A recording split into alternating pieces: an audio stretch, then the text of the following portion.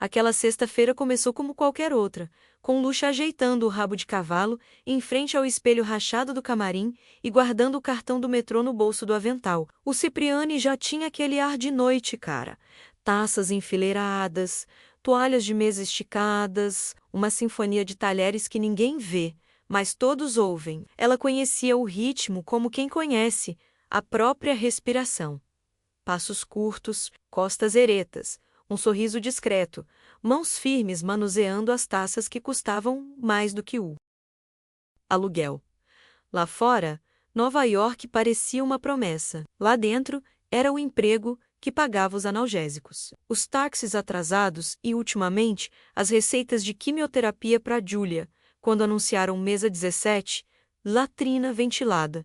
Ela não pensou em nada de especial. Ajustou o vinho na temperatura exata, revisou mentalmente as alergias e preferências do garçom. O homem chegou silenciosamente, de terno austero, com um ar cansado e aquele jeito de se portar como se carregasse o peso do mundo. Lucia estendeu o pulso para apoiar a garrafa no dedo e então viu uma rosa vermelha entrelaçada no símbolo do infinito, tatuada exatamente no mesmo ponto do seu pulso, onde, desde criança, vira aquele desenho na mãe. Não foi uma premonição romântica, nem uma epifania cinematográfica. Foi um solavanco agudo no estômago, a sensação precisa de que algo que nunca se encaixara perfeitamente finalmente encontrara seu lugar.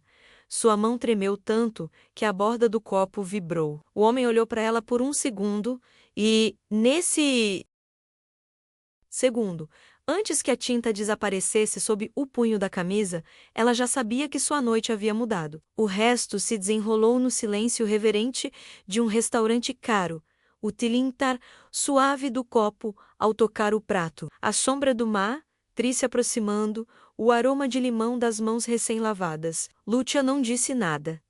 Teatral. Simplesmente ditou o ritmo, retirando migalhas invisíveis, voltando ao balcão para respirar fundo 2 vezes pelo nariz, contando até 10, como aprendera durante os longos turnos. Voltou à mesa com a garrafa, e o homem, que até então parecera alheio ao ambiente, virou o pulso para verificar o relógio. A tinta reapareceu, idêntica à de Julia. O mesmo vermelho queimado, o mesmo traço firme. Ele não conseguiu medir os segundos entre aquele gesto e o seguinte. Uma breve pergunta, apenas o nome da mãe pronunciado com cuidado.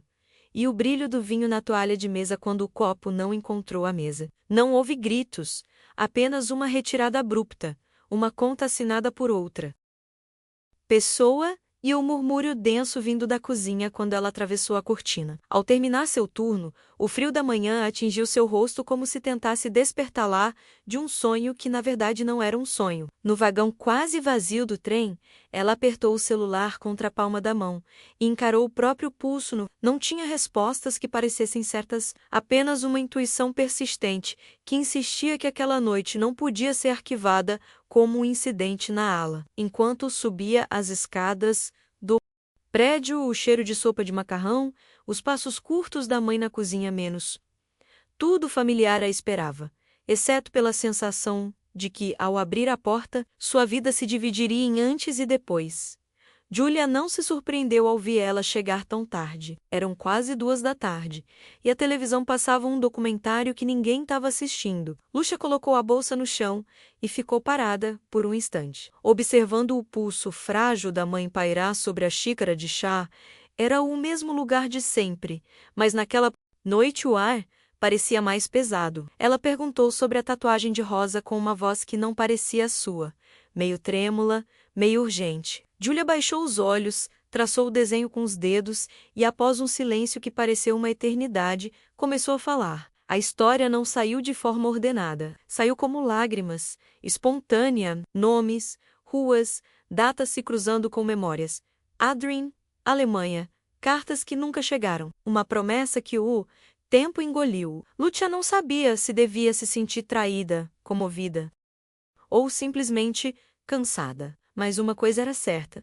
Tudo o que ela sabia sobre sua vida tinha acabado de ser abalado. Ela dormiu pouco. Sonhou com trens partindo sem destino e com uma rosa sangrando tinta em seu pulso. Ao amanhecer, preparou café, Deixou seus remédios na mesa de cabeceira e foi para o hospital, com a sensação de que caminhava há séculos. A confirmação veio rapidamente. Adrien Keller existia, respirava e morava a poucos quarteirões do restaurante. No caminho, imagens do plantão anterior a atingiram em ondas. O vinho derramado, seu olhar vago, a coincidência absurda da tatuagem. Ao entrar no hospital memorial, o cheiro de desinfetante lhe causou repulsa. Pensou no que Julia havia dito, que amara um homem que nunca soube que tinha uma filha. E agora, décadas depois, os três estavam vivos na mesma cidade, compartilhando um pedaço do destino que ninguém havia pedido. O dia seguinte foi uma mistura de rotina e vertigem. Lucia tentou trabalhar como se nada estivesse errado. Mas cada bandeja que levantava parecia 2 vezes mais pesada. Durante o intervalo, checou o celular 1000 vezes, procurando qualquer sinal, uma mensagem, qualquer coisa, nada. Quando chegou em casa, Julia estava deitada, respirando com dificuldade, e sobre a mesa havia uma pasta antiga com fotografias amareladas. Em uma delas, Adrien e Julia sorriam diante de uma janela com marcas de chuva, jovens, tão diferentes do presente que doía olhar para eles. Lucia sentiu um nó na garganta. Era como ver uma vida paralela que nunca existiu. Naquela noite, decidiu que não podia simplesmente ficar sentada esperando que o passado se explicasse. Com o endereço que encontrou na pasta, ela parou em frente a um prédio de vidro e aço no coração de Manhattan. Não tinha hora marcada, nem plano, apenas a necessidade de entender. Na recepção da sede da Keller Tech, o segurança lhe lançou um olhar de "Isso não é para você". Mas ela insistiu, deixou seu nome e número de telefone e saiu sem olhar para trás. Não esperava uma resposta. Contudo, naquela mesma tarde, a caminho de casa, depois da alta do hospital, um número desconhecido apareceu na tela do celular. "Aqui é Thomas Beck, advogado do Sr. Keller. Ele quer vê-la amanhã." O coração de Lucia batia tão forte que ela mal conseguia respirar. Não sabia se estava prestes a fechar uma ferida ou abrir uma muito mais profunda. A reunião aconteceu em uma sala de conferências grande demais para 2 pessoas. Adrien chegou pontualmente, exalando uma aura de poder e perplexidade. Não houve abraços nem teatralidade. Apenas um desconforto palpável. Lucia falou primeiro, relatando tudo o que sabia, sem floreios, sem pausas. Ele ouviu em silêncio, o olhar fixo na mesa, até que as palavras "minha mãe está morrendo" quebraram sua compostura. Sua respiração acelerou, como se cada frase abrisse uma fenda no alicerce que ele construíra ao longo de décadas. Quando Lucia terminou, Adrien levantou a manga da camisa e olhou para a tatuagem. 25 anos atrás, eu pensei que a vida tivesse apagado, murmurou, quase para si mesmo. Naquele instante, ambos entenderam que a história não podia mais permanecer oculta. Ao sair do prédio, Lucia encostou-se a uma coluna e respirou fundo. O ar fresco da noite a atingiu, mas não conseguiu dissipar a mistura de alívio e medo que sentia. Olhou para o celular, sem saber para quem ligar. Não havia ninguém que pudesse entender o que acabara de acontecer. Vagou sem rumo pelas ruas iluminadas, com a sensação de que a cidade inteira observava pela primeira vez. Em um canto da mente, pensou em todas as pessoas que, como ela, carregavam verdades invisíveis até que um dia elas explodissem sem aviso prévio. Naquela noite, Lucia voltou para seu apartamento com o coração mais pesado, mas com uma pequena certeza: a verdade, por mais dolorosa que fosse, sempre tinha o poder de dar início a algo novo. Julia esperava acordada, com um cobertor sobre os ombros, os olhos vermelhos e inchados. Quando Lucia lhe disse que vira Adrien, não houve surpresa, apenas lágrimas silenciosas que corriam livremente. Implorou que o levasse ao hospital, dizendo que precisava vê-lo antes que seu corpo cedesse completamente. Naquela manhã, mãe e filha jaziam abraçadas, recordando coisas que nunca haviam compartilhado. A infância de Lucia, os anos na Itália e os silêncios impostos pelo trabalho. Julia não tinha forças para discursos. Apenas repetia que o amor não se mede pelo tempo, mas pela verdade que deixa. Para trás, Lucia ouvia, com a cabeça apoiada em seu peito, como fazia quando criança, sabendo que cada palavra poderia ser a última. Adrienne chegou no dia seguinte, com uma flor na mão, o rosto marcado pelo envelhecimento de alguém que envelhecera repentinamente. O corredor do hospital estava silencioso quando ele entrou no quarto. Julia o encarou com uma mistura de admiração e ternura. O tempo apagara seus rostos jovens, mas não o reconhecimento. Por alguns segundos, nenhum dos dois disse nada.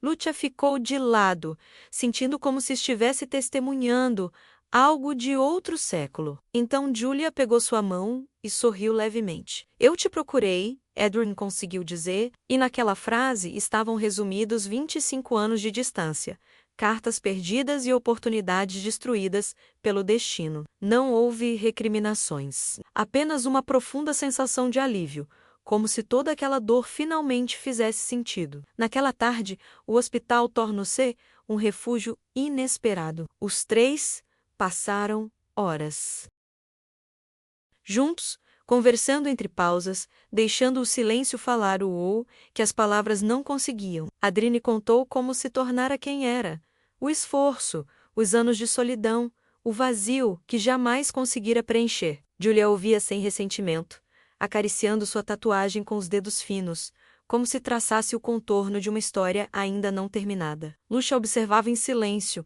com uma mistura de gratidão e tristeza. Pela primeira vez, compreendeu que sua mãe nunca estivera sozinha. Simplesmente aprender a viver sem respostas. Os dias seguintes foram uma espécie de alívio. Adrienne visitava Julia todas as manhãs antes de ir trabalhar, levando flores e lendo ao lado de sua cama. Lucia observava sua mãe, apesar do cansaço, recuperar um brilho que não demonstrava há muito tempo. As enfermeiras notaram a mudança, e até os médicos falaram de uma melhora leve, porém constante. Foi então que Adrienne decidiu levá-la ao Memorial Sloan Kettering Cancer Center, convicto de que lá ela teria uma chance real.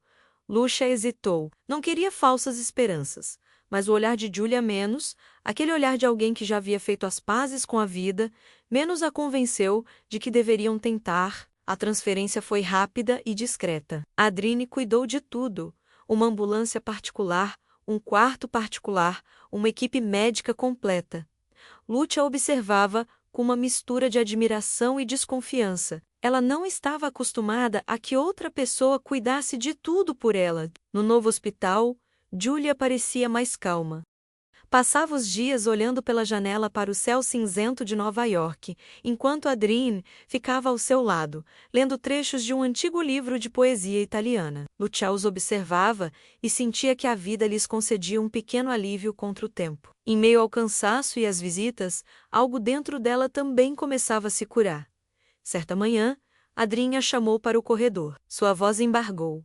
Ele queria confirmar oficialmente o que todos já sabiam. Ele havia enviado uma amostra de DNA para comparar com a de Lucia. O resultado chegou 2 dias depois, com uma porcentagem que parecia gritar da página: 99,9%. Lucia encarou aquele número como se não pertencesse ao seu mundo. De repente, o homem que ela via em revistas, em notícias financeiras, era seu pai. Ela não sabia o que sentir: gratidão, raiva ou simplesmente incredulidade. Julia chorou silenciosamente ao ouvir a notícia, enquanto Adrienne a abraçava com uma ternura que misturava culpa e alívio. Era o começo de algo novo, incerto, mas profundamente humano. Os dias no memorial tornaram-se uma rotina de esperança. Julia estava respondendo melhor ao novo tratamento experimental e, embora os médicos fossem cautelosos,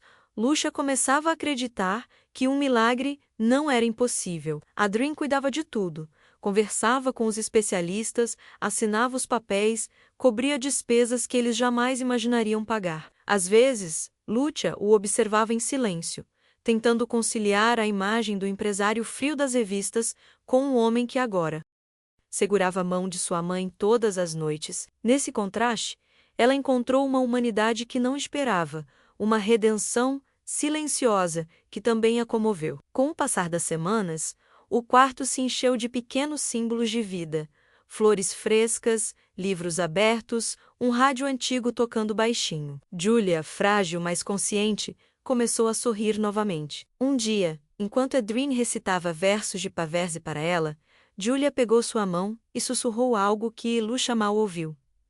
Ainda não vou embora. Foi...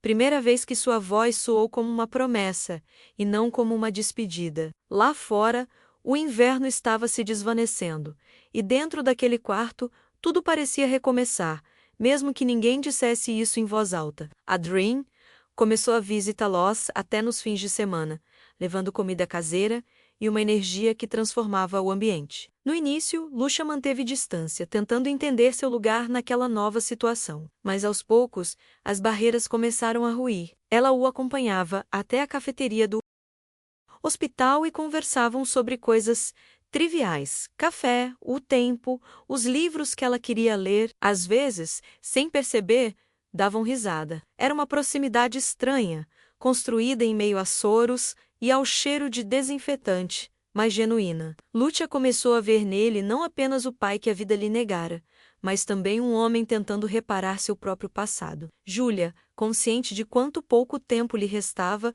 começou a dizer-lhe o que desejava para eles. Disse que seu maior consolo era saber que eles haviam se encontrado antes de ela partir. Pediu a Adrien que cuidasse de Lúcia, não como uma obrigação, mas como uma oportunidade, e pediu à filha algo mais difícil: que não guardasse rancor. Essas palavras permaneceram no ar muito depois de Julia adormecer. Naquela noite, Lúcia compreendeu que o amor de sua mãe era, acima de tudo, uma lição de perdão. Não se tratava de apagar a dor, mas de aprender a conviver com ela sem deixar que a consumisse. No dia em que Adrien pediu Julia em casamento, não houve alianças nem ajoelhamento. Foi uma conversa simples, repleta de verdade. Os três estavam no quarto, a televisão ligada, mas sem som, quando ele pegou a mão dela e disse que queria fechar o ciclo, dar-lhe seu sobrenome, mesmo que o tempo já não lhes pertencesse. Julia olhou para ele com os olhos marejados e assentiu. Lucia sentiu que estava testemunhando algo sagrado. Não um amor juvenil, mas uma decisão madura e adulta, tomada com ternura, não com ilusão. Naquela união, silenciosa e despojada, havia uma beleza que nenhuma riqueza poderia igualar. A cerimônia foi pequena, improvisada, com enfermeiras carregando flores e médicos presentes para testemunhar o momento. Julia usava um jaleco branco, Adrien um terno cinza e Lucia segurava um buquê de rosas vermelhas. Quando disseram sim, os aplausos foram contidos, como se todo o hospital estivesse prendendo a respiração. Se a leitura deste relato lhe causou uma sensação semelhante à que eles vivenciaram, por favor, compartilhe. Esta história. Às vezes, uma história como esta pode tocar mais vidas do que imaginamos. Naquela tarde, Lucia os observou assinar a certidão de casamento com as mãos trêmulas e pensou que a vida, à sua maneira, sempre encontra um jeito de consertar o que o tempo quebrou. Após a cerimônia, o hospital parecia transformado. Enfermeiras passeavam sorrindo, pacientes de outras alas enviavam flores e até médicos paravam para cumprimentá-la. Julia, embora frágil, irradiava uma calma que Lucia não via. Nela, há anos, Adrien permaneceu ao seu lado, segurando sua mão, contando-lhe sobre os lugares que visitariam quando ela partisse, a costa de Connecticut, um jardim de rosas que ele vira em uma viagem antiga, uma casa com vista para o mar. Lucia ouvia tudo de um canto e, pela primeira vez, sentiu não tristeza, mas uma imensa gratidão por ter presenciado algo tão raro e puro. Os meses seguintes trouxeram uma remissão inesperada. Julia começou a andar pelos corredores, a comer melhor e a rir com as enfermeiras. Adrien, discretamente, providenciou uma mudança para uma pequena casa bar-à-mar, para que ela pudesse respirar ar puro e descansar. Quando finalmente se estabeleceram em Connecticut, Lucia sentiu que estavam vivenciando um milagre diário. Cafés da manhã simples, tardes dedicadas à leitura, conversas sobre nada e sobre tudo. O som do mar acompanhava cada dia, lembrando-os de que a vida não se mede pelo número de anos, mas pelos momentos em que se pode respirar sem medo. Em Connecticut, o tempo começou a desacelerar. As manhãs tinham cheiro de café fresco e sal. As noites eram longas e tranquilas, com o murmúrio do mar batendo nas rochas. Julia passava horas contemplando o horizonte, com a cabeça apoiada no ombro de Adrien. E Lucia a observava da cozinha, memorizando cada gesto, cada sorriso. Não havia discursos nem promessas, apenas presença. Era como se todos tivessem aprendido, através das dificuldades, que a vida não se mede em planos para o futuro, mas nos momentos que realmente se sentem. Num dia de verão, Lucia se formou. Adrien e Julia estavam lá, sentados juntos, na primeira fila, de mãos dadas. Quando o nome de Lucia ecoou pelo auditório, os três trocaram um olhar silencioso, sabendo que aquele momento marcava o fim de um capítulo que começara discretamente, entre taças de vinho e antigas cicatrizes. Depois comemoraram em casa com um bolo simples e música suave. Julia, mais magra, mas com os olhos cheios de luz, ergueu a caneca e disse: "Vida sempre encontra um jeito de voltar." Ninguém respondeu. Não havia necessidade. O mar lá fora já dizia tudo. O outono chegou com uma atmosfera diferente. Julia ainda estava frágil, mas estável, e as visitas ao hospital tornaram-se menos frequentes. Adrien trabalhava em casa, e Lucia começou a fazer trabalho voluntário numa fundação que ajudava filhos de pacientes com câncer. Ela havia encontrado um propósito, uma maneira de transformar sua história em algo valioso. Todas as noites, os três jantavam juntos com vista para o mar, conversando sobre coisas simples, receitas, filmes, lembranças. Havia risos, silêncios confortáveis e uma sensação de paz que ninguém ousava nomear. Pela primeira vez, a palavra família não doía. Certa tarde, Julia chamou Lucia à varanda. Seu rosto estava sereno, mas seus olhos tinham um brilho que Julia conhecia muito bem. Pediu-lhe que se sentasse ao seu lado e, em voz quase inaudível, disse que não tinha medo, que se sente-a completa. "Agora posso partir." "Em paz?" murmurou. Lucia a abraçou forte, sem lágrimas, certa de que aquele momento era uma dádiva. Adrien observava da porta, imóvel, compreendendo sem precisar de palavras. Naquela noite, o mar rugiu mais alto do que nunca, como se a natureza quisesse gravar a última lição de Julia na memória de ambas. O amor, mesmo quando dói, sempre deixa algo vivo para trás. Julia partiu na tranquilidade de uma manhã de novembro, com o mar calmo, de mãos dadas com Adrien. Lucia estava lá, segurando uma vela. Acesa, incapaz de chorar, a princípio, a dor era tão profunda que parecia insuportável, mas em meio à tristeza, havia também gratidão. Julia não partiu sozinha. Partiu amada, reconciliada com o passado, deixando para trás uma paz que preenchia toda a casa. Na parede do quarto, estavam penduradas as fotografias dos três. E ao lado da moldura, um bilhete com sua caligrafia delicada. "Não me procurem no tempo. Mas no queresta os anos se passaram. E, embora o vazio nunca tenha desaparecido por completo, Lucia aprendeu a conviver com ele. Continuou morando na casa à beira-mar, onde o ar cheirava a rosas e sal. Adrien envelheceu com dignidade, dedicando seus dias a projetos de caridade em nome de Julia. Às vezes, à tarde, ele e Lucia caminhavam pela praia, falando pouco, simplesmente contemplando o horizonte onde o sol se punha lentamente. Em seus pulsos, as duas rosas entrelaçadas com o símbolo do infinito permaneciam, desbotadas, porém firmes, lembrando-os de que o amor, menos mesmo quando morre no corpo, deixa raízes na memória, era o fim de uma história, sim, mas também o começo de uma outra espécie de eternidade.